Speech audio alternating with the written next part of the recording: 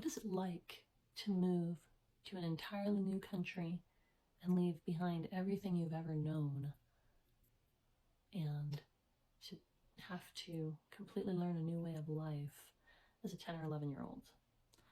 I had this experience when I was 10. My parents and my siblings and I all moved to Jamaica to serve as missionaries there for a Bible camp that we were going to be running.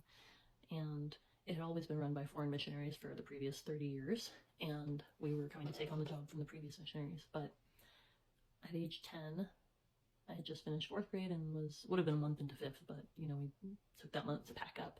We arrived in October 1992, and I just moved to an entirely new everything, a new way of life, a new country. Officially, the language was English, but with very strong accents, and in the country area, which was not the main city where most of the tourists, or not one of the main cities where most of the tourists were. This was out in the country where it was mostly just Jamaicans. That language was incredibly difficult to understand because the accent was so strong, and the words and the phrasing and everything about it, patois, was very different than the English I'd grown up with, American English. And so here we were. We arrived in this new country, and my parents put us into school immediately, myself and my brother. I am beyond grateful that there was a school about 25 minutes from our house that was suitable for us to go to.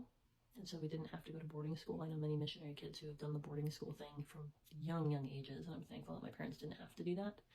And yet, they also couldn't really offer us any help in the adjustment process. They weren't familiar with the culture, and they were trying to adjust to everything new themselves. And so as the oldest, I was left to figure out most of it on my own.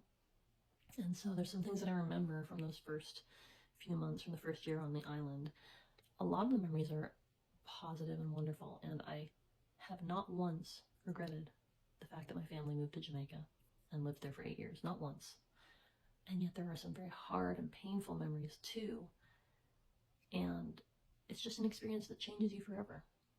And so I'm going to share a few of those memories here for you so you can kind of get an idea of what it's like to do that, to make that kind of a life change as a child and the kinds of impacts it has.